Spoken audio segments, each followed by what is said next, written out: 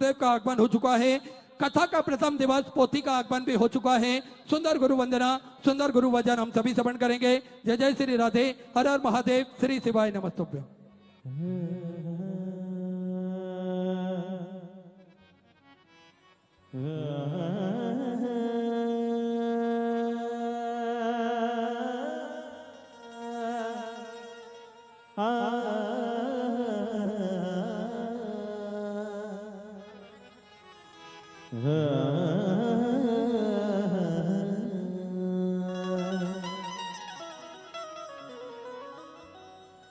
गुरुर्ब्रह्मा गुरुर्विष्णु गुरुर्देवो महेश्वरा गुरुर्साक्षात् परब्रह्म तस्मै श्री गुरुवे नमः।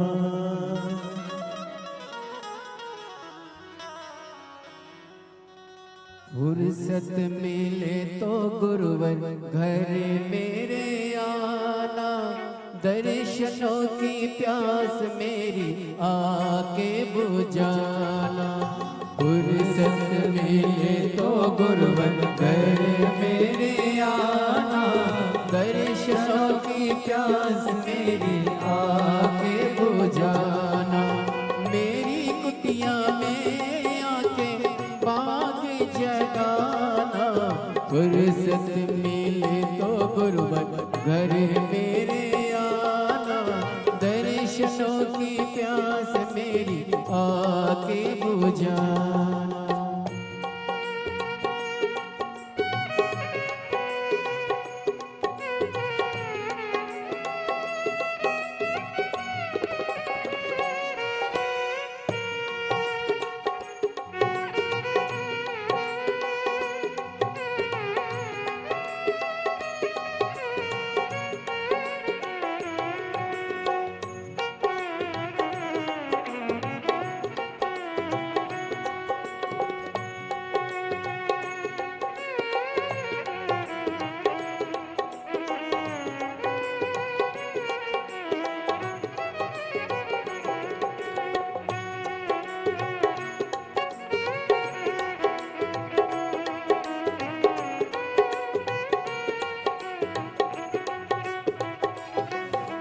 राह निहारूं मैं तो बैठा इंतजार में। राह निहारूं मैं तो बैठा इंतजार में। दीवाना बना हूँ गुरुवर आपके ही प्यार में। दीवाना बना हूँ गुरुवर आपके ही प्यार में। कब आओगे जरा ये तो बताना, दर्शनों की प्यास मेरी आके बुझाना। फुर्सत मिले तो गुरुवर घर मेरे आना, दर्शनों की प्यास मेरी आके बुझाना। ओ दर्शनों की प्यास मेरी आके बुझाना। बोली परम पूज्य गुरुदेव की जय जय श्री राधे। सभी भक्तों को हर हर महादेव, सदा जैसे कृष्णा, श्री शिवाय नमस्तुभ्यम। पूज्य गुरुदेव का आगमन हो चुका है। गुरुदेव व्यासपीठ पर मचासीन हो चुके हैं। आप सबकी तरफ से व्यासपीठ को नमन करते हुए, हम सबके प्रिय, हम सबके लड़ले ठाकुर कल्लू जी महाराज के चरणों में नमन करते हुए, परम सत्य परम आदरणीय विश्वविख्यात पूज्य गुरुदेव के पावन चरणों को नमन करते हुए और आप सभी शिव भक्तों के चरणों में नमन करते हुए सुंदर आज कथा के प्रथम दिवस पे हम सभी प्रवेश करेंगे। नमः शिवाय, ओम नमः शिवाय, नमः शिवाय, ओम नमः शिवाय, नमः शिवाय, नमः शिवाय, नमः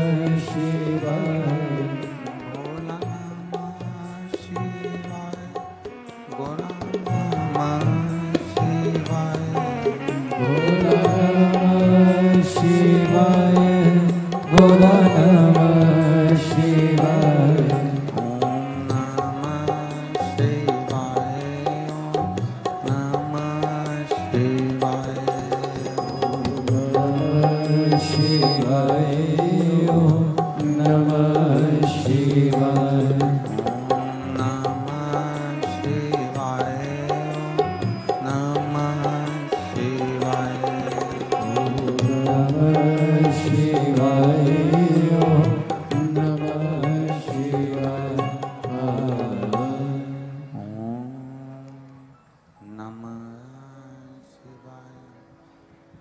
ओम नमः शिवाय। ओम नमः शिवाय। विश्वनाथ भगवान की जय। महाकाल राजा की जय। कुबेरेश्वर महादेव की जय।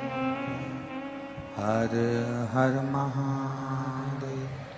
हर हर महादेव। हर हर महादेव। हर। काशी विश्वनाथ ओगरदानी त्रिकालदर्शी कैलाशी अविनाशी भगवान शिव, जिनकी पुनीत पावन शिव महापुराण की कथा संपूर्ण विश्व के कल्याण हेतु। मेरा ओघड़दानी, मेरा देवादिदेव महादेव परीक्षा बहुत लेता है। उन्होंने राम जी की परीक्षा ली, उन्होंने भगवान कृष्ण की परीक्षा ली, अर्जुन की परीक्षा ली, भीष्म पितामह की परीक्षा ली, राजा दशरथ जी की परीक्षा ली, राजा जनक जी की परीक्षा ली। ऐसा नहीं कि परीक्षा नहीं लेगा, बहुत बहुत लेता।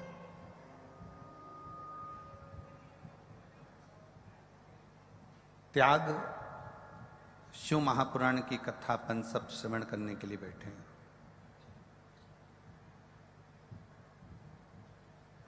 और इस त्याग शिव महापुराण की कथा का लक्ष्य है कि बुरा विचार हमारे भीतर अगर आ जाए, बुरे विचार हमारे अंदर अगर प्रवेश कर जाए तो हम उसका त्याग कर दें।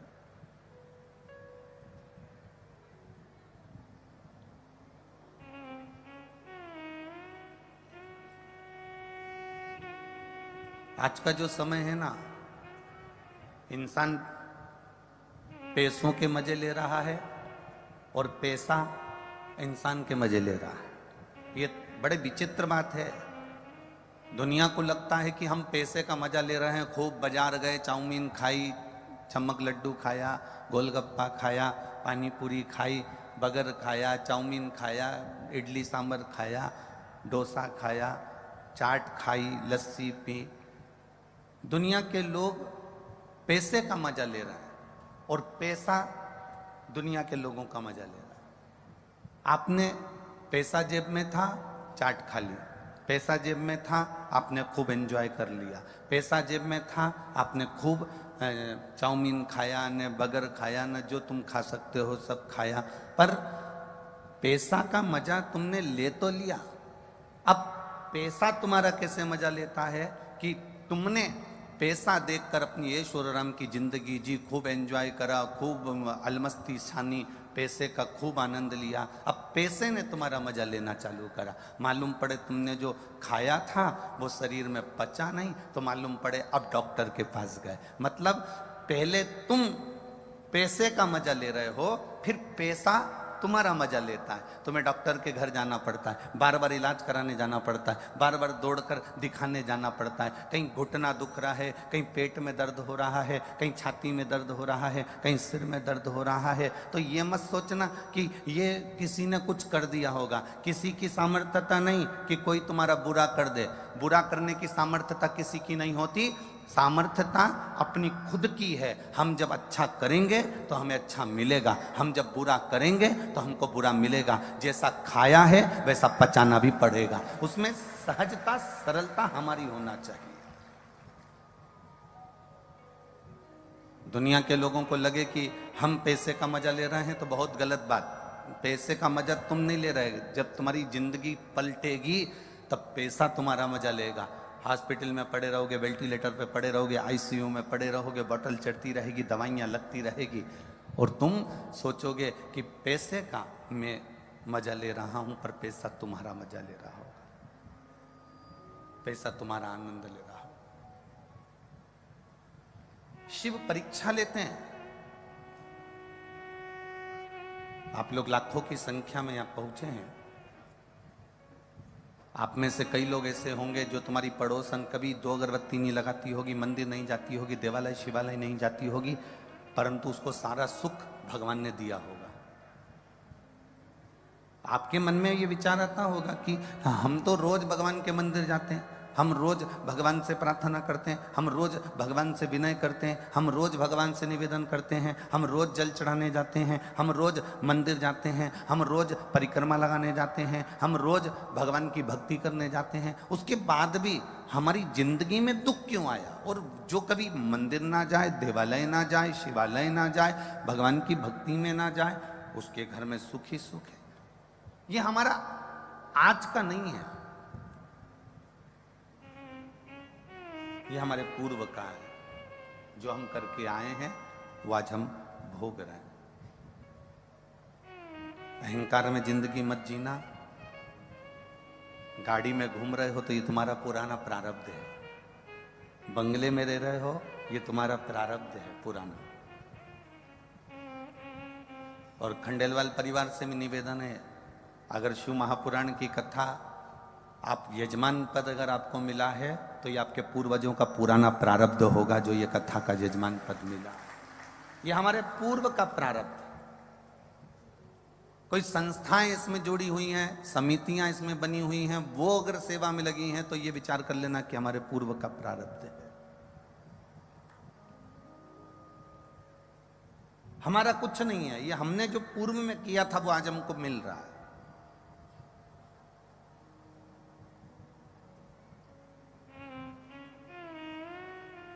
इसलिए पहले भी कहा, मत बुरे कर्म कर बंदे वरना पछताएगा। भगवान की आंखों से तू बच नहीं पाएगा, तू बच नहीं पाएगा। अरे ओ अज्ञानी मत करना दानी, अरे ओ अज्ञानी मत करना। तेरे कर्म का फल भी तू ही पाएगा, जैसा किया तूने तेरे आगे आएगा। मत बुरे कर्म कर बंदे वरना पछताएगा। भगवान की आंखों से तू बच नहीं पाएगा, तू बच नहीं पाएगा। अपने जीवन का कोई अच्छा कर्म करते जाओ, अपने जीवन का कोई श्रेष्ठ कर्म करते जाओ। तुम्हारे मरने के बाद तुम्हारे परिवार के लोगों ने कितने लोगों को खाना खिलाया? तुम्हारी आंख बंद होने के बाद तुम्हारे घर के लोगों ने कितने लोगों को भोजन कराया? उससे मतलब मत रखना। यहां जितने बैठे हैं ना, कई लोग बड़े खुश होते हैं, हमारे ससुर मरे थे तो हमने 500 लोगों का खाना खाया। हमारी सास मरी तो हमने हमारी पूरी समाज का भोजन करा। हमारे दादा ससुर मरे तो हमने इतने लोगों को खाना खिलाया, इतने लोगों को भोजन कराया। इस भ्रांति और भ्रम में मत जियो। आंख बंद होने के बाद तुम कितने लोगों को खाना खिला रहे हो उससे मतलब मत रखना।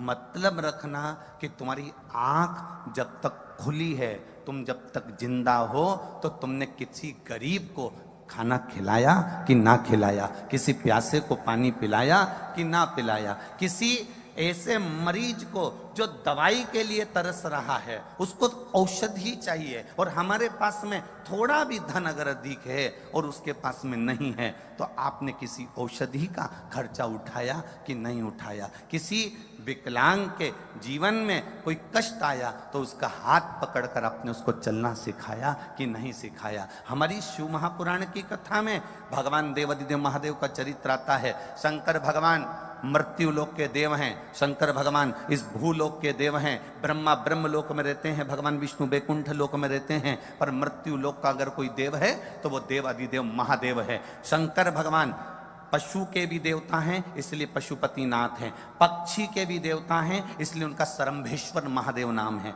सरम्भेश्वर महादेव नाम क्यों पड़ा?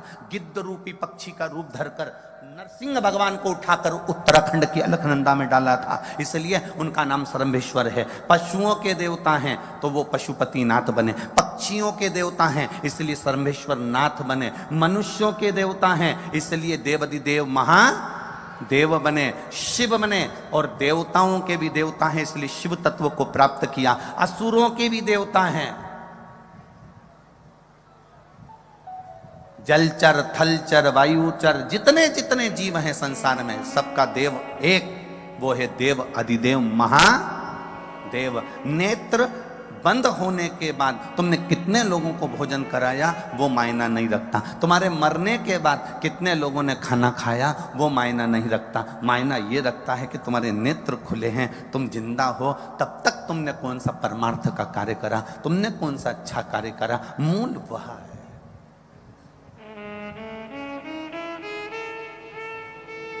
कई कई माताएं बड़ी अकड़ में कह देती हैं, वो तो मैं जिंदा हूं ना इसलिए ये घर चल रहा है, जिस दिन मैं नहीं रहूंगी ना आटे दाल का भाव मालूम पड़ जाएगा। जिंदा हो तब लोग दाल रोटी चावल खा रहे हैं, ये अंदाजे में मत रहना कि तुम जिंदा हो तो घर चल रहा है। एक बार मर के भी देख लो, उसमें क्या टेंशन है।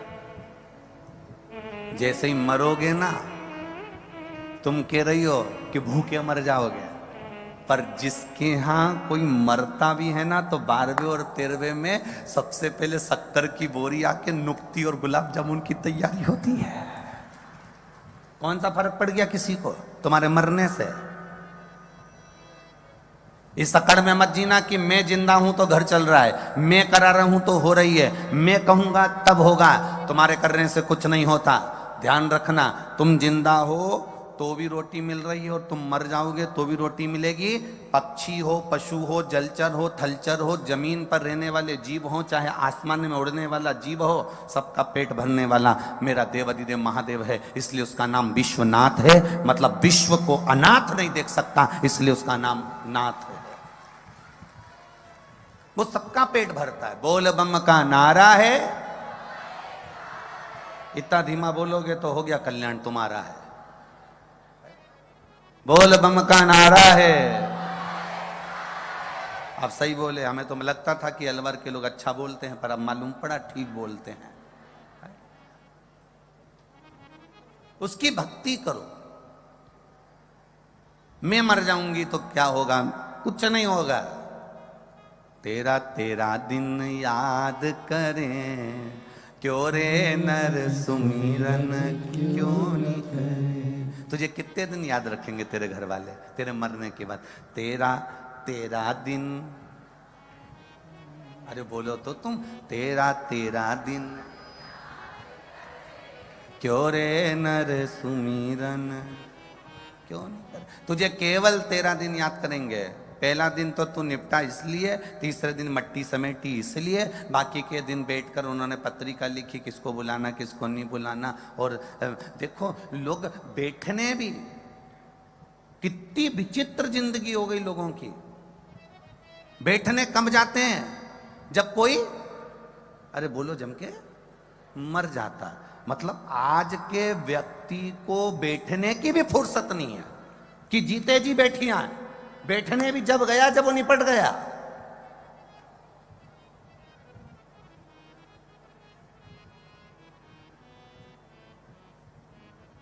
इतनी सी फुर्सत नहीं लोगों को कि वो हॉस्पिटल में बीमार है, तुम्हें मालूम पड़ गया कि उसकी तकलीफ ज्यादा है, तबीयत ज्यादा खराब है, नहीं गए। और अब वो चले गया तब लोग बैठने के लिए गए। घर की बहुएं भी आंख में से आंसू ढा रही हैं, रो रो के बोल रही हैं, रात्रि को तो अच्छे ही थे, खूब बढ़िया थे, 3-4 मक्का की रोटी खाई थी, गुड़ और कड़ी भी खूब खाए थे, पर सुबेरे मालूम नहीं पड़ा कब चलेगा। बताओ अब 2-4 को बताया, ये गई, उसके बाद 2-4 और आ गई, उन्होंने फिर वो बैठने आई, बहुत अच्छे थे, फिर बताना चालू करा, रात को तो अच्छे थे, 2-4 मक्का की रोटी खाई, कड़ी और गुड़ खाया, मर गए, मालूम नहीं पड़ा। फिर वो चली गई, फिर किसी को बताया। पूरे 10 दिन जो आता है उसको एक ही चीज बताई जाती है, इससे अच्छा एक सीडी भरवा लो और एक प्लेयर बाज में रख लो, उसमें तुम बस पल्लू डाल के ऐसी बैठी रहो और बस ऐसी बटन दबा दी और वो प्लेयर बोलता रहेगा कि कैसे मरे।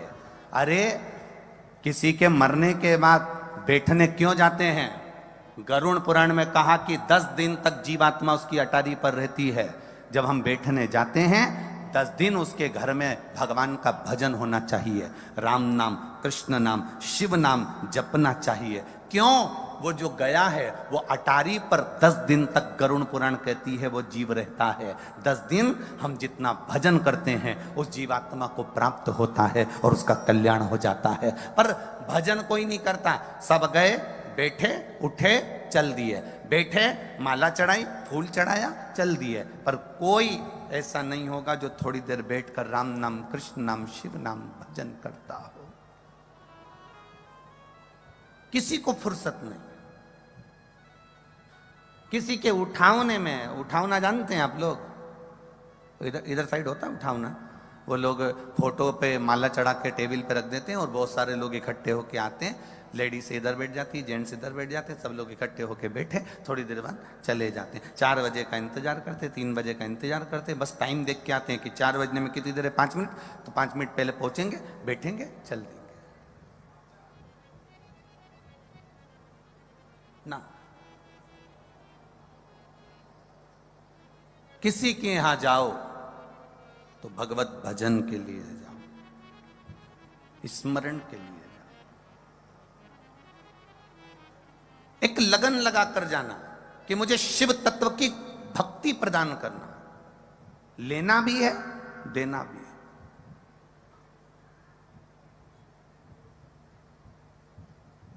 और जब शिव तत्व की भक्ति हम प्राप्त करेंगे तो हम किसी को दे सकेंगे।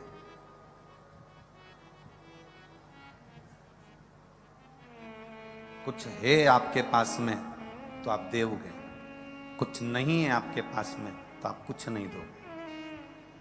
नंदराय जी के पास में 10 लाख गाय थी, भगवान कृष्ण का जन्मोत्सव मनाया तो गौओं का दान दिया। राजा जनक जी के पास में माणिक रतन थे, बेटी सीता जी का जन्मोत्सव मनाया तो माणिक रतन दिए। दशरथ जी के घर में जो था, राम जी के जन्मोत्सव पर उन्होंने वो लुटाया। हमारा निवेदन केवल आपसे है कि आप अपनी जिंदगी में आपके पास जो हो आप वो लुटाओ ना। हमने तो कभी इस व्यासपीठ से नहीं कहा कि तुम लाखों की संपदा लुटा दो, करोड़ों का धन लुटा दो, बहुत सारा पैसा लुटा दो। हमने कभी ये नहीं कहा आपसे कि आप करोड़ों की जायदाद लुटा दो। हम तो इतना कहेंगे कि आपको परमात्मा ने जन्म दिया था, 21,600 श्वास परमात्मा ने देकर भेजा था, 3.5 करोड़ रोम छिद्र परमात्मा ने देकर भेजे थे। 21,600 श्वास तुम्हारे पास में हैं। आप धन मत लुटाओ, आप संपदा मत लुटाओ, आप वैभव मत लुटाओ। आपसे तो केवल इतना निवेदन है, 21,600 श्वास जो परमात्मा ने तुमको दी है, उस 21,600 श्वास में जो तुम राम नाम, कृष्ण नाम, शिव नाम ले रहे हो, वो भजन दुनिया को लुटाने का कार्य प्रारंभ कर दो। जीवन का एक आनंद की अनुभूति अपने आप आपको प्राप्त हो जाएगी।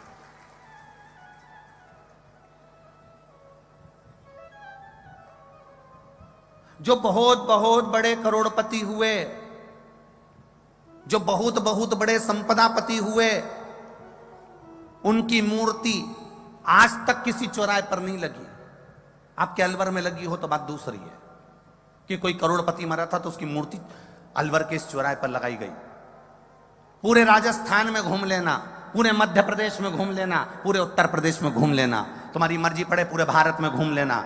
बहुत बड़े बड़े दानी हुए, करोड़ों के, बहुत बड़े बड़े दानी नहीं, बहुत बड़े धनपति हुए, बहुत बड़े करोड़पति हुए, बहुत बड़े संपदापति हुए, जिन्होंने करोड़ों का वैभव कमाया, करोड़ों का धन कमाया। उनकी मूर्ति आज तक कहीं नहीं लगी।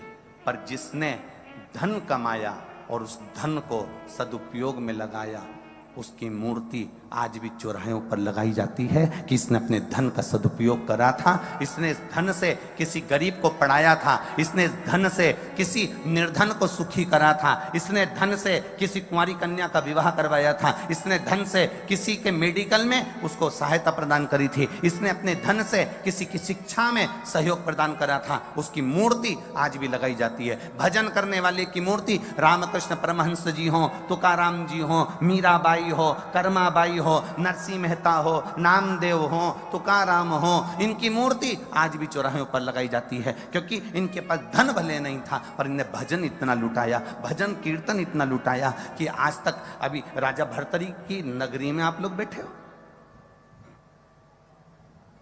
राजा भर्तरी की नगरी,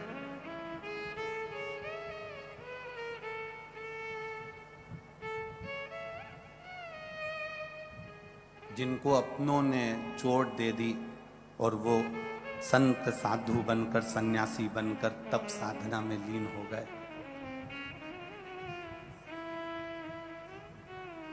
अगर केवल राजा भर्तरी केवल राजा होते ना तो क्या ये अलवर वाले उनका नाम लेते? अरे बोलो तो रे जम के, कौन लेता? राजा का नाम कब तक लिया जाता? जब तक वो जिंदा है। राजा गया, दूसरा राजा आया, उसका नाम लेंगे, फिर वो चले जाएगा, उसका नाम लेंगे। राजा भर्तरी का नाम तो लोग राजा अगर रहता तो केवल नाम लेते और भूल जाते, पर राजा भर्तरी का नाम आज तक लिया जाता है। उसका कारण केवल एक है, राजा भर्तरी की तप साधना, भजन कीर्तन, सत्संग, संकीर्तन और असली गुरु की शरणागति और अच्छे कार्य राजा भर्तरी ने करे अपने जीवन में, तो आज तक लोगों ने उसको पूछा है। आप कोई अच्छा काम करके जाइए, मिला है ना मनुष्य का शरीर, बड़ा कीमती शरीर मिला है, डायमंड, कोहिनूर हीरे जैसा, कोहिनूर हीरे जैसा शरीर मिला है आपको, उस शरीर का सदुपयोग कर जाइए।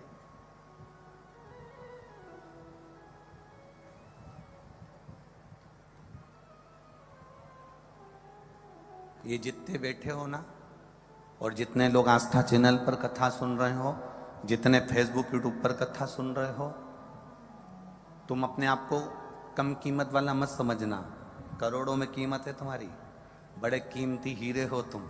बस अपने आप को हमें मेहनत कर कर, कर्म कर कर, परिश्रम कर कर अपने आप को हमें निखारना है,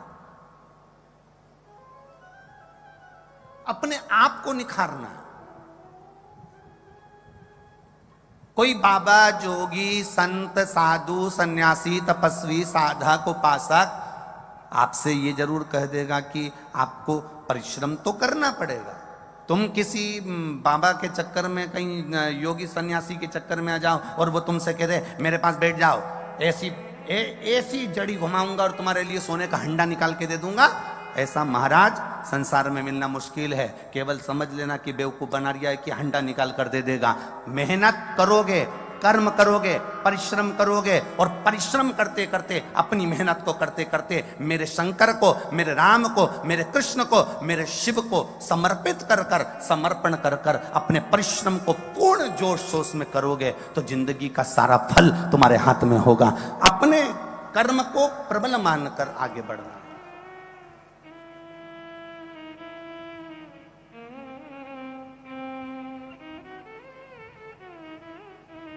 एक पत्र आया है, देखिए।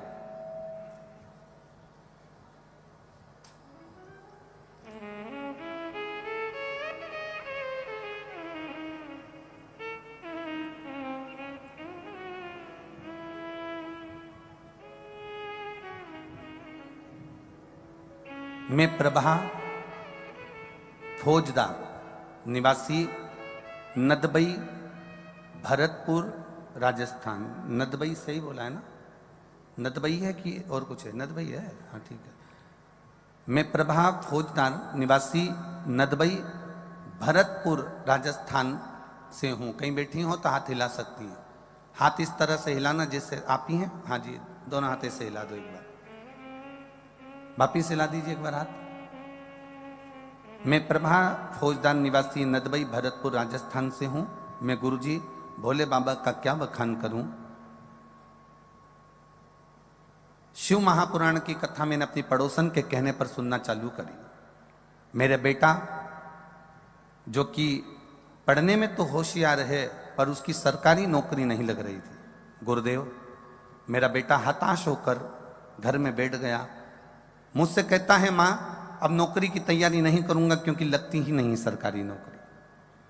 मैंने मेरे बेटे से कहा, वो सियोर वाला महाराज कहता है इतनी मेहनत करो, इतनी मेहनत करो, इतना परिश्रम करो, इतना कर्म करो कि परमात्मा तुम्हारा साथ देगा।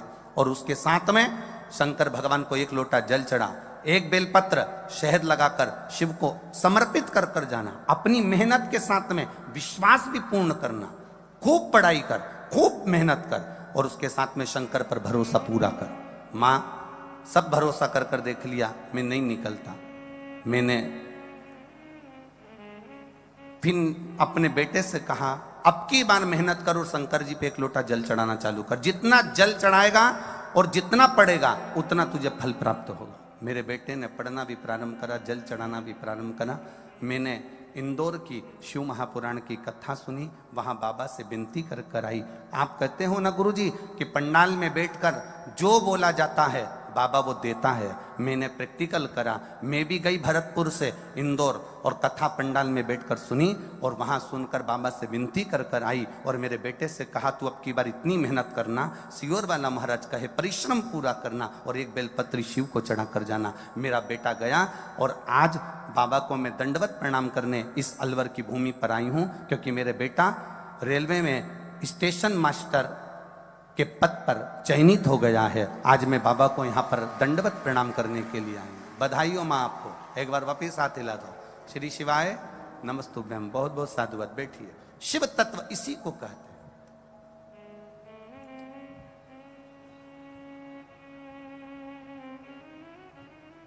एक नोएडा से कोई पैदल चल के आई है।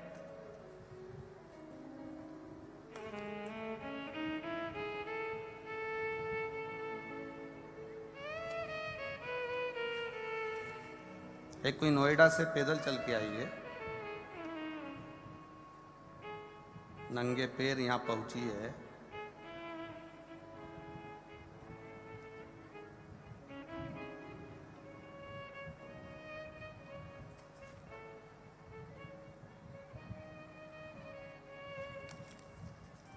इसमें नाम उसका, कहीं बैठी हो तो हाथ हिला देना। नोएडा से पैदल आई हैं, जिनके बेटे का जॉब लगा है इंडियन नेवी में, जिसके बेटे का सिलेक्शन हुआ है।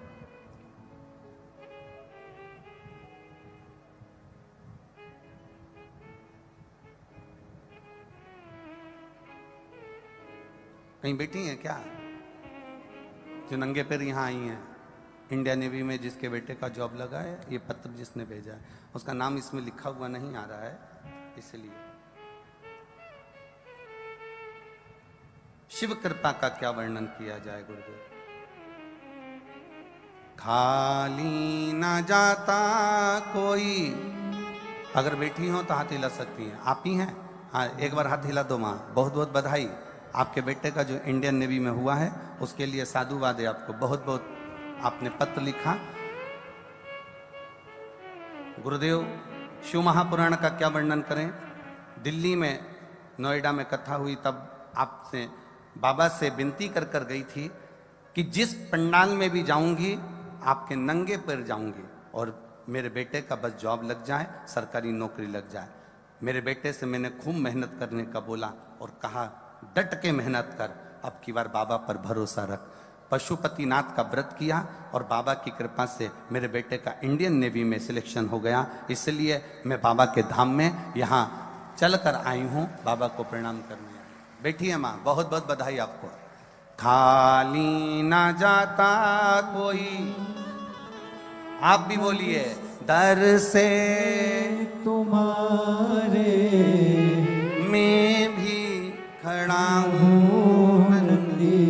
बाहें पसारे अपने हृदय से लगा लो, लगा लो। गिर गिरा जा रहा हूँ, उठा भोले अपने दर से अब तो न टालो, गिरी जा रही हूँ, उठा आप बैठे जरूर हो इस पावन शंकर भगवान के पंडाल में, इस शिव महापुराण के पंडाल में आप जरूर चलकर आए हो, बड़ी दूर से आए हो, पर विश्वास और तुम्हारे कर्म के प्रति रुचि पूर्ण रखना, वो खाली नहीं छोड़ेगा। आपकी रुचि, आपका विश्वास, आपकी दृढ़ता पक्की रखिए। शंकर भगवान परीक्षा जरूर लेते हैं, पानी भी गिरेगा, कीचड़ भी होगा, आने में असुविधा भी होगी, 1-2 किलोमीटर दूर तुमको छोड़ भी दिया जाएगा, वहां से 1-1.5 किलोमीटर तुम्हें पैदल भी चल के आना पड़ेगा। बोलो सही है कि गलत है? अब पास की पास में तो कोई तुम्हारी गाड़ी रोकेगा नहीं, क्योंकि चक्कर ये इतनी पास अगर गाड़ी रोक देवे तो जनता कहाँ जावे, किसी को चोट लग जावे, किसी को ठेस पहुंच जावे, तो प्रशासन भी अपनी व्यवस्था देखता है, इसलिए थोड़ी दूर पे गाड़ी रुकवा देता है, कहीं तुमको छोड़ देगा कि वहां से यहां तक पैदल जाओ। तो ये सब चीजें होती है। मेरा भोलेनाथ, मेरा ओघड़ी, मेरा दयालु, मेरा दातार, मेरा कैलाशी, मेरा अविनाशी तुम्हारी परीक्षा जरूर लेगा। उन्होंने राम जी की ली, उन्होंने कृष्ण भगवान की ली। अगर भगवान की कृष्ण की परीक्षा लेने के लिए दुर्वासा अवतार हुआ मेरे भगवान कृष्ण का, और द्वारकापुरी के नजदीक में जाकर भगवान कृष्ण ने चिल्लाना चालू करा, मुझे कोई मेहमान रख लो, मुझे कोई मेहमान रख लो, मुझे कोई मेहमान रख लो। उन्हें कोई मेहमान नहीं रखता था। क्यों नहीं रखता था? क्योंकि मेहमान उसी को रखा जाता है जिसका स्वभाव अच्छा होता है, जिसको क्रोध नहीं आता, जिसको गुस्सा नहीं आता। अब दुर्वासा ऋषि को तो इतना क्रोध।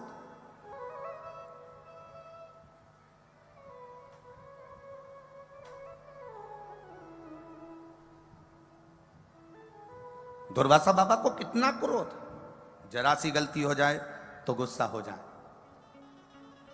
तुम भी अपने घर में शादी में उन्हीं मेहमानों को बुलाना पसंद करते हो जो अच्छे से रहे। जो फूफा जी ज्यादा मुंह फुलाते हैं ना, उनको फिर लोग पंजेरी खा के फू और फा कर देते हैं।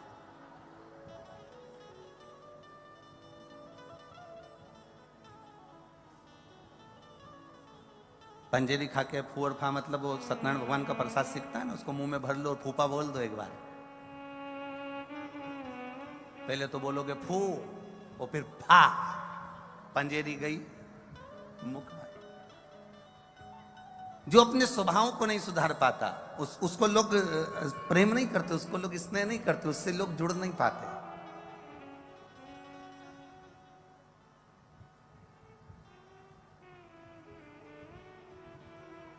अच्छा, कई लोग कहते हैं गुरुजी हम जब तक गुस्सा नहीं करते ना तब तक कोई काम नहीं होता। हम कहते हैं ऐसा नहीं है कि तुम गुस्सा करोगे तो काम नहीं होगा या गुस्सा करोगे तो होगा। प्रेम से भी सब कुछ हो सकता है, सब कुछ। ऐसा नहीं है कि प्रेम बिना नहीं होगा। नहीं नहीं गुरुजी, प्रेम से आज के जमाने में कुछ नहीं होता। हम कहें पत्नी चिल्लाकर बात करती है, पत्नी अपशब्द कहकर बात करती है, पत्नी आड़े तेड़े संबोधन देकर बात करती है, पति उसका संबोधन का पलटवार हमेशा प्रेम से ही करता है।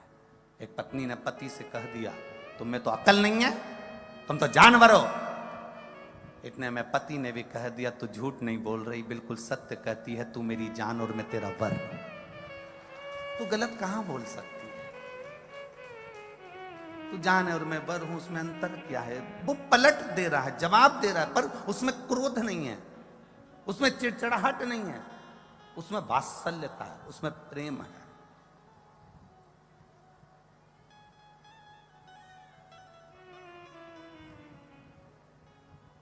महाराज, भगवान शिव का एक अवतार दुर्वासा अवतार पहुंच गए द्वारकापुरी में। आवाज लगाई भोलेनाथ जी ने, दुर्वासा ऋषि शिव का एक अवतार है। आवाज लगाई मेहमान रखो मुझे। कोई मुझे मेहमान रख सकता है? कोई मुझे मेहमान रखो। सबको मालूम था इसको मेहमान रखना बड़ा भारी काम है। गुस्सा बहुत तेज आता है, चिड़चिड़ाहट बहुत करता है। दुर्वासा ऋषि बहुत अपशब्द बोल जाते हैं, जरा सी गलती हुई तो श्राप दे जाते हैं। इसलिए दुर्वासा ऋषि को कोई मेहमान नहीं रखा। पूरी द्वारका में 5 दिन से दुर्वासा ऋषि घूम रहे थे, पर कोई मेहमान रखने को तैयार नहीं। भगवान द्वारिकाधीश निकल कर जा रहे थे और द्वारकाधीश ने जैसे ही सुना दुर्वासा जी कह रहे हैं कि मुझे मेहमान रखो, भगवान द्वारकाधीश ने कहा दुर्वासा ऋषि से, चलिए मैं आपको मेहमान रखता हूं। दुर्वासा ऋषि ने कहा, आप मुझे जानते हो ना अच्छे से? भगवान बोले, बिल्कुल जानते हैं। आप जानते हो ना कि मुझे गुस्सा बहुत आता है? भगवान बोले, हाँ जानते हैं। आपको मालूम है ना कि मैं श्राप दे देता हूं? भगवान बोले, हाँ जानता हूं। गलती तो नहीं करोगे? भगवान बोले, नहीं करूंगा। जान करके तो कोई गलती करता नहीं।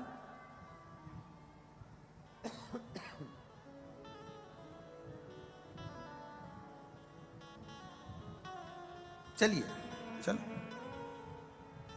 भगवान दुर्वासा ऋषि को लिया है। शंकर का अवतार है दुर्वासा ऋषि, शिव जी लिया है। भगवान कृष्ण लेकर आ गए। रुक्मणी जी ने पूछा, कौन आया है मेहमान? दुर्वासा ऋषि आए हैं, इनकी कोई कमी नहीं रहना चाहिए। बिल्कुल आप चिंता मत करो, कोई कमी नहीं छोड़ूंगी। दुर्वासा ऋषि के लिए द्वारकापुरी में सुंदर कुटिया बनाई। कुटिया में दुर्वासा ऋषि रहे। 56 भोग रोज तैयार हुआ दुर्वासा ऋषि के लिए। प्रतिदिन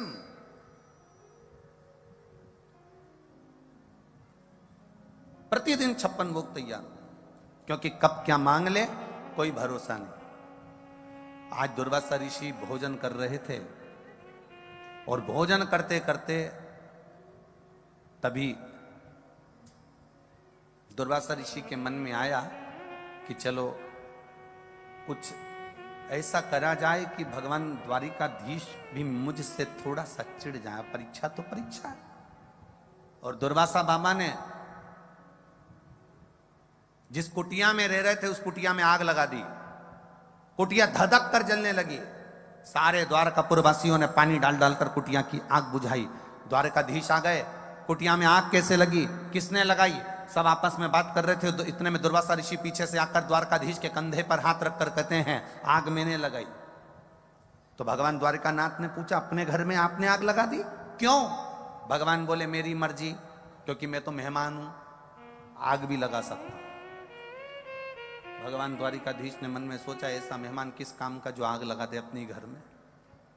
मैं तो मेहमान हूं, आग लगा सकता हूं, कोई बात नहीं, बुझाओ।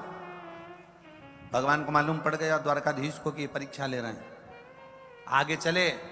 इधर तो कुटिया जल रही है, इधर दुर्वासा मामा ने कह दिया कि मुझे भूख लग रही है, मेरे खाने के लिए खीर लेकर आओ। भगवान ने 56 भोग बनवा के रखे तो रुक्मणी जी खीर लेकर आ गई, जो दुर्वासा ऋषि को दी। दुर्वासा ऋषि ने खीर खाई। आधी खीर दुर्वासा ऋषि ने भगवान कृष्ण पर फेंक दी। झूठी खीर। दुर्वासा ऋषि की आधी मुख से खाई खीर द्वारकाधीश पर फेंकी। कटोरा नीचे गिरा, खीर भगवान कृष्ण के शरीर पर थी और कृष्ण के शरीर पर खीर लगी है। और इतने में दुर्वासा ऋषि ने कहा, सुनो द्वारकानाथ, जो खीर मैंने तुम्हारे ऊपर फेंकी है पूरे शरीर में मलो। भगवान द्वारिकाधीश ने उस खीर को पूरे शरीर में मला। मलते से ही रुक्मणी जी हंस दी और रुक्मणी जी के चेहरे पर हंसी आ गई कि ऐसा मेहमान पकड़ कर लाए हो जो तुम्हारी इज्जत नहीं कर रहा। ऐसा मेहमान पकड़ कर लाए हो जो तुम्हारी इज्जत ना करे, तुम्हारा सम्मान ना करे, तुम्हारा आदर ना करे। खीर फेंक दी। द्वारकाधीश के शरीर पर खीर लगी थी और रुक्मणी जी हंस दी। हंसते से ही दुर्वासा ऋषि को क्रोध आ गया और दुर्वासा बाबा ने कहा, सुनो कृष्ण, आज पूरी द्वारका घूमने के लिए जाऊंगा, पैदल चलकर नहीं जाऊंगा, रथ पर बैठकर जाऊंगा। पर रथ में ना घोड़ा जुतेगा ना घोड़ी जुतेगी, उस रथ को खींचने के लिए रुक्मणी जुतेगी। रथ को रुक्मणी खींच कर लेकर जाएगी, ना घोड़ा ना घोड़ी लगेगी, रुक्मणी लगे रथ पर। द्वारकाधीश ने रुक्मणी को रथ में लगा दिया। पीछे पीछे द्वारिका के नाथ खीर में भिड़े हुए चल रहे हैं। रथ दुर्वासा ऋषि चलवा रहे हैं। रुक्मणी जी थोड़ी दूर तक रथ खींची, बाद में चक्कर खाकर नीचे गिर गईं। गिरते से ही तभी दुर्वासा ऋषि ने उन पर जल का छींटा दिया और जल का छींटा देकर कहा, सुनो द्वारकानाथ, द्वारकाधीश, इस रुक्मणी ने मेरी हंसी उड़ाई है, मुझे द्वारका का पूरा दर्शन नहीं कराया, इसलिए तुम्हें द्वारकाधीश अपने महल से, अपने नगर से इस रुक्मणी का त्याग करना पड़ेगा।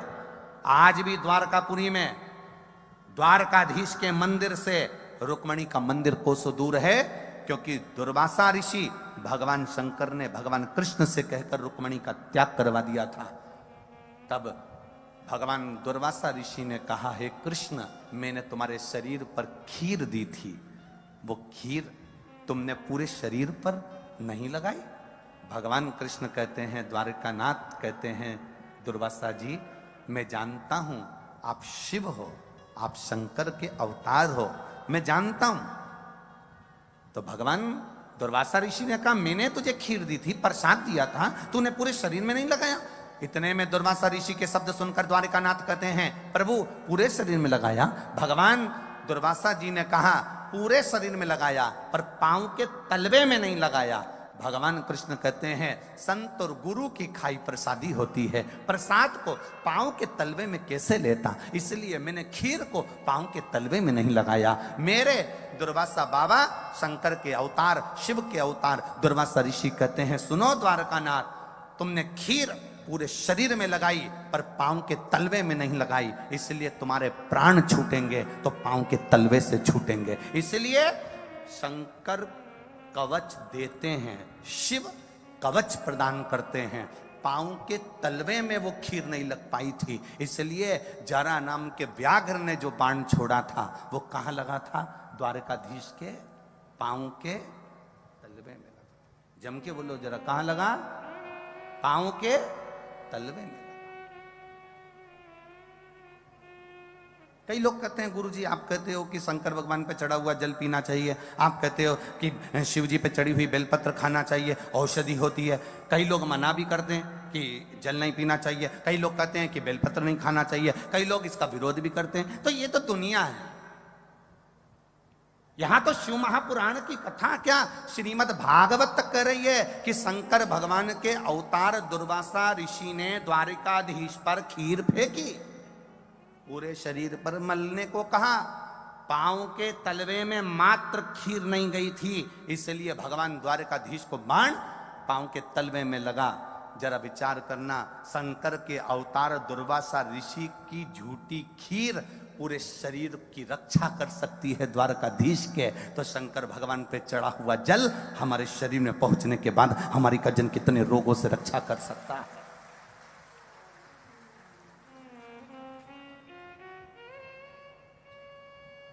ये तो दुनिया का एक भाव है। तो अगर आप शंकर जी के मंदिर जाना चालू करेंगे, शिव जी को जल चढ़ाना चालू करेंगे, दुनिया के लोगों का काम है वो विरोध करेंगे। आप कोई अच्छा काम करने का प्रण बनाएंगे, ये दुनिया की रीति है, वो विरोध करेगा।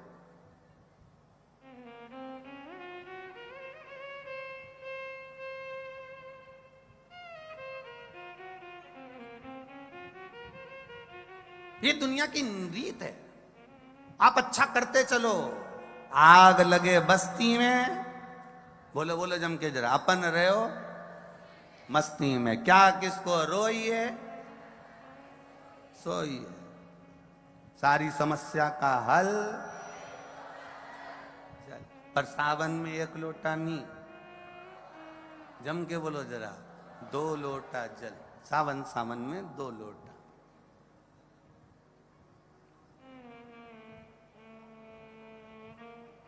अब इसमें क्या विचार करना है? अब कोई लोग कहें कि शंकर जी पे चढ़ा हुआ जल मत पियो, शिव जी पे चढ़ी हुई बेलपत्र मत खाओ, शंकर पे चढ़ा हुआ प्रसाद नहीं खाना चाहिए, शिव जी को दिया हुआ ये भाग ग्रहण नहीं करना चाहिए। यहां शिव तत्व कर रहा है, यहां शंकर भगवान की कथा कर रही है। जब मेरे भोलेनाथ जी के सामने विष का कटोरा आया, विष का पात्र आया, मेरे शिव जी ने विष पिया, विष पीते से कुछ बूंद नीचे गिरी, नीचे गिरते से भगवान शंकर के प्रिय गण नंदी ने उस विष की बूंद को चाट लिया कि मेरे महादेव के मुख से राल टपकी है। ये राल नंदी चाट गया, था तो विष।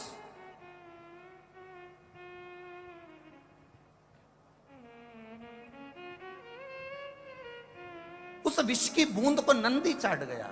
शिव जी के मुख से टपका हुआ राल, विष की राल नंदी चाट गया। शंकर भगवान ने देखा कि मेरा नंदी मेरे मुख की राल को चाट गया। कहीं इसके प्राण न चले जाएं। शंकर भगवान ने नंदी को अपने पास बुलाया और नंदी के गले को शिव जी ने हाथ फेरना प्रारंभ किया। आज भी गाय, बछड़े, नंदी, बेल जब आप हाथ फेरना प्रारंभ करते हो उसके गले में, तो बेल अपने मुख को ऊपर करता है कि नहीं करता? अरे बोलो, जम के बोलो जरा। किसी ने देखा है? आप गाय के गले पर हाथ फेरो, गाय मुख ऊपर करेगी। बछड़े के मुख पर हाथ फेरो, बछड़ा मुख ऊपर करेगा। बेल के मुख पर हाथ फेरो, बेल मुख ऊपर करेगा। नंदी के मुख पर हाथ फेरो, नंदी मुख ऊपर करेगा। क्यों करता है? क्योंकि उसको लगता है कि वो हाथ आप नहीं फेर रहे हो, मेरा महादेव मेरे गले का स्पर्श कर रहा है और मेरे जहर को कम कर रहा है। वो उसको महसूस होता है, उसको अनुभव होता है।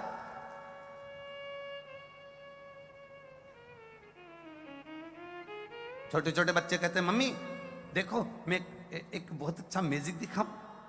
मम्मी कहती है, हाँ कौन सा मैजिक?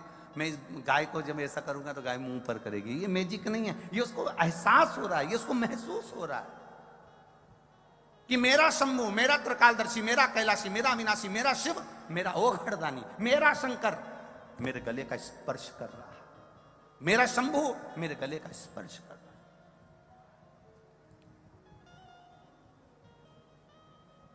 केवल वो छूता है तो जहर को भी समाप्त कर देता है।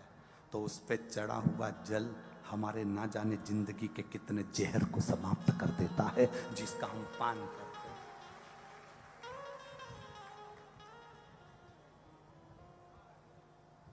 ब्रह्म लोगों को, जितना लोगों ने भगवत भजन करना प्रारंभ करा, उतना उतना लोगों ने इस भगवत भजन का भी विरोध किया है। कहते हैं लोग, क्या करोगे मंदिर जाके?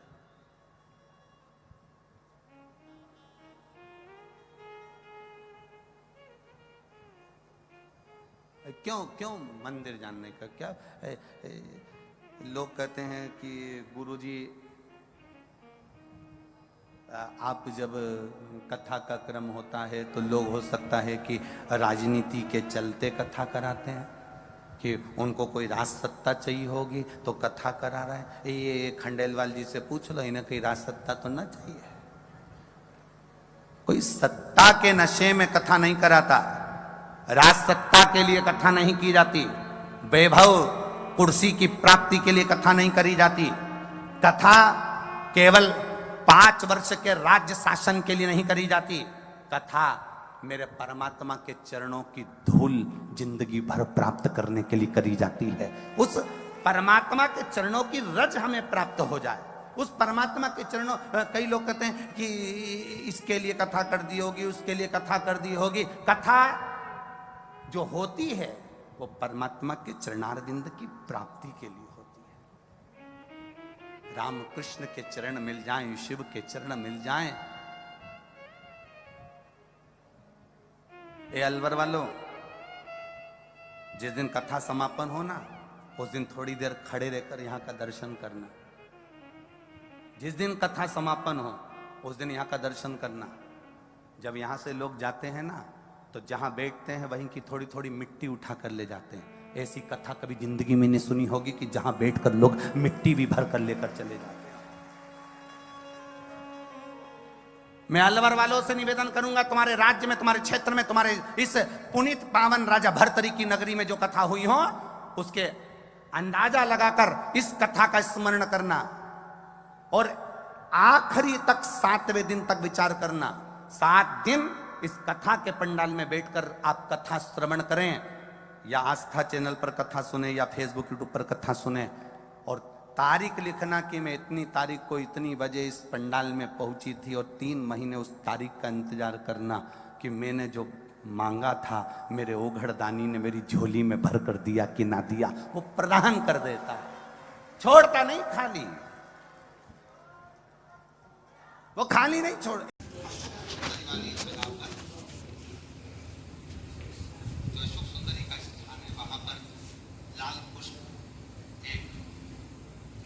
आज 5 कर देगा ना। हाँ तभी बता बता रही थी लाल कृष्ण बाबा कितने जाओ बताओ।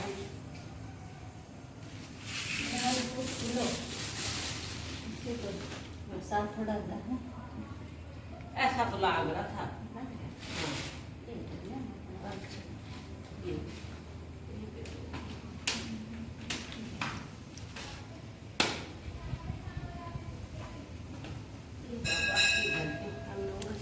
नमः शिवाय ओम नमः शिवाय।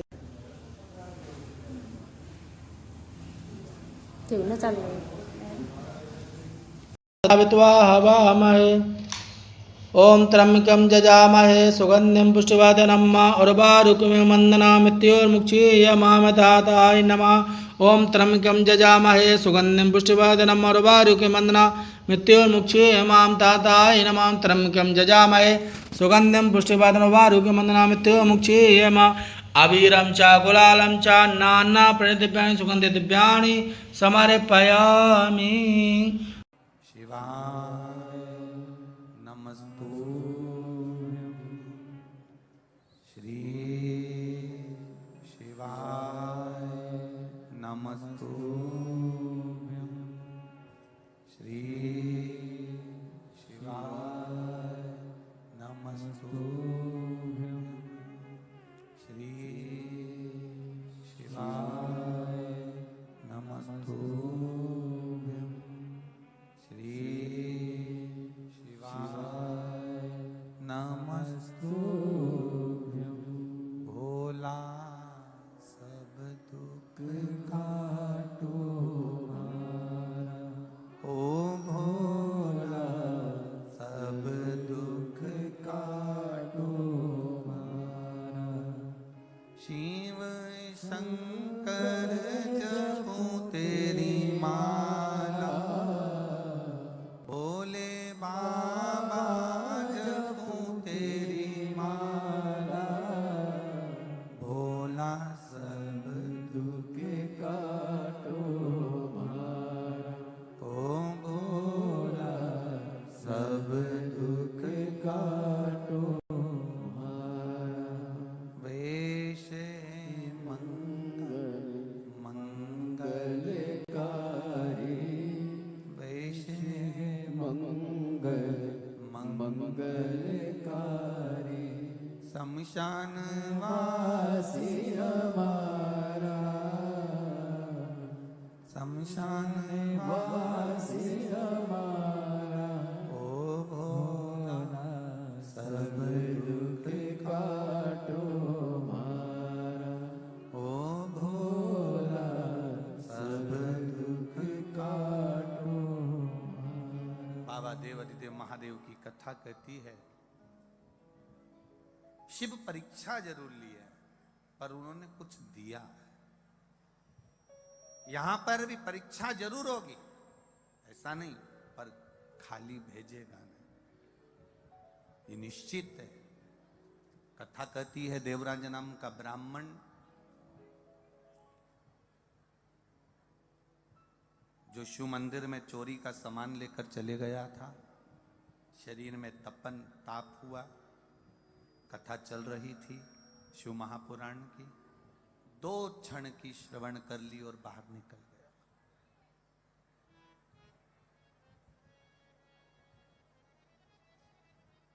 बहुत सुंदर प्रसंग है। पुष्कर राज की धरा पर एक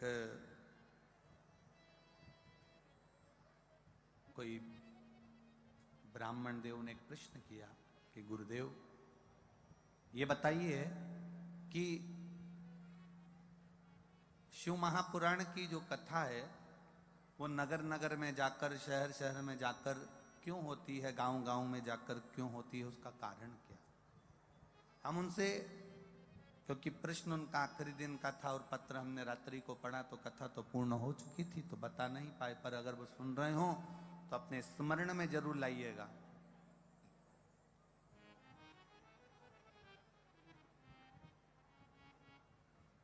सारे तीर्थ आप नहीं जा सकते, सारे तीर्थ आप नहीं पहुंच सकते। तब वेद व्यास जी ने उमाखंड में लिखा, वेदव्यास जी लिखते हैं, जब सारे तीर्थ संसार के मनुष्य नहीं जा सकते, तब आपके क्षेत्र में 200, 500, 300, 400 किलोमीटर की दूरी पर अगर कहीं शिव महापुराण की पोथी, शिव पुराण की कथा पहुंच जाए और तुम वहां पहुंच जाओ, तो समझ लेना कि आप सारे तीर्थ ना गए पर शिव पुराण में चले गए, तो पूरे तीर्थ का फल मिल गया। सारे तीर्थों का फल है, बोल बम का नारा है। सारे तीर्थ अगर हम ना जा पाए, एक शिव महापुराण की कथा में भूलवश भी पहुंच गए, तो हमारा कल्याण। देवराज नाम का ब्राह्मण भूलवश शिव मंदिर के अंदर चले गया, चोरी का धन था उसके साथ, चोरी की संपदा उसके साथ।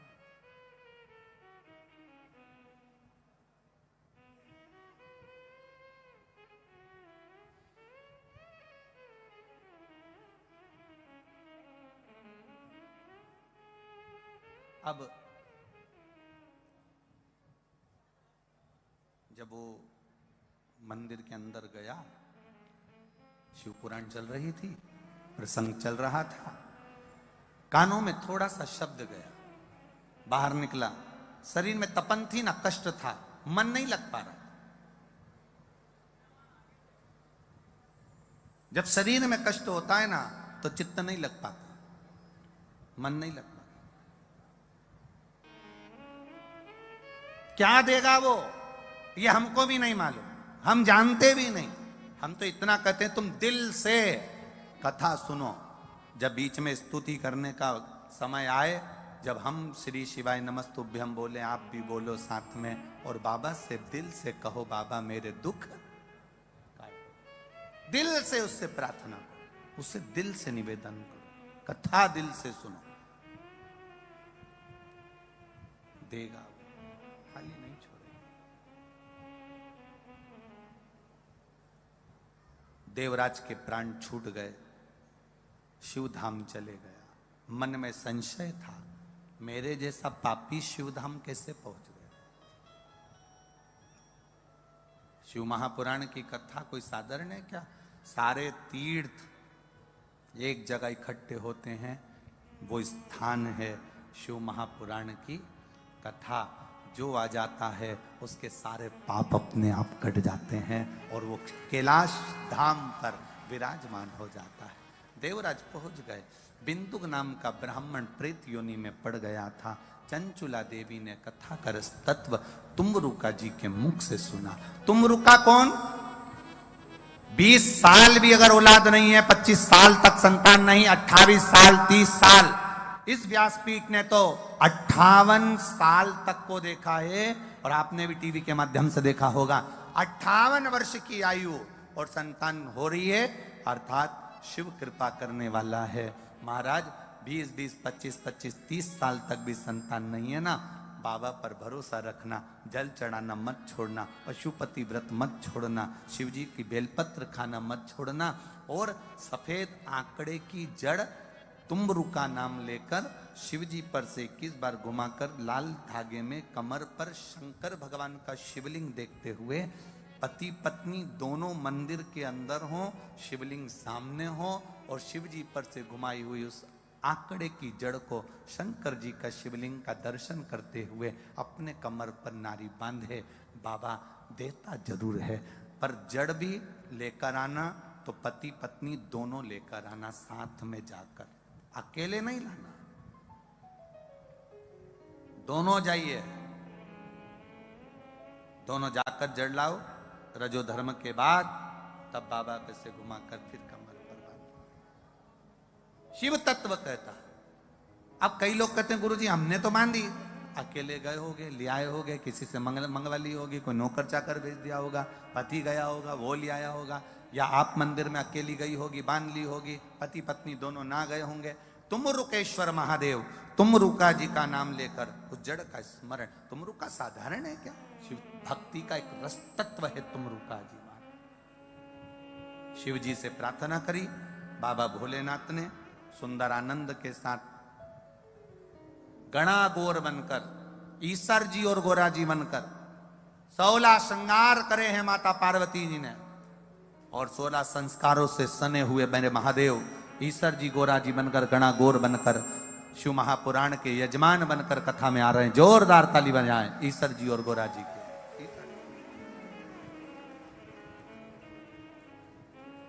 मेरे वो घड़नानी गणा और गौर बनकर ईसर जी और गोरा जी बनकर पधारे। भगवान देव अधिदेव महादेव ने सुंदर रसतत्व से शिव महापुराण की कथा का रसतत्व ग्रहण किया। बड़े भाव साथ आज पहले दिन की कथा यहाँ पर विराम हो रही है। कल कथा का दूसरा दिवस रहेगा। त्याग शिव महापुराण की कथा का रसतत्व 1 बजे से 4 बजे तक अपन श्रवण कर रहे हैं। मेरा सभी श्रोता बहन भाइयों से निवेदन है, आप बहुत ज्यादा संख्या में हैं, धीरे धीरे चलना। कीचड़ पानी हो तो पाँव धीरे रखना, जिससे आपके शरीर को चोट ना पहुंचे। गाड़ियां जब घर के लिए लेकर जाओ तो धीरे निकालना, धीरे लेकर जाना। चेन, अंगूठी, मोबाइल, पर्स कुछ लेकर मत आना। कथा में आओ तो अपने सोने की रकम, कोई सामान लेकर मत आना। अगर कोई सामान घूमता है, खोता है, जजमान परिवार उसके जवाबदार नहीं होंगे और ना प्रशासन जवाबदार होगा। आपके सामान के आप स्वयं जवाबदार होंगे। अपने बच्चों का ध्यान रखो, कहीं इधर उधर ना जाएं, इसका स्मरण रखें। जब लोहे के खंभों से, लाइट के तारों से थोड़ी दूरी बनाकर रखें और अपने जीवन को सार्थक बनाएं। हर हर कोई भी विषादी का वितरण नहीं किया जा रहा है, आपसे निवेदन रहेगा।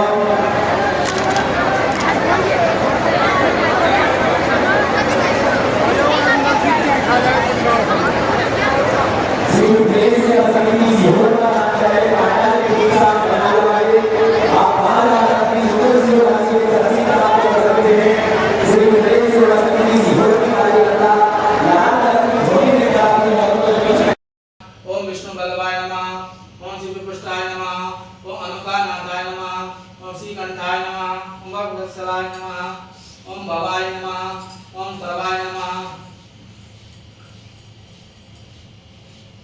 ओम सर्वाय नमः, ओम त्रिलोकीनाथाय नमः, चिदिघंटाय नमः, शिवप्रियाय नमः।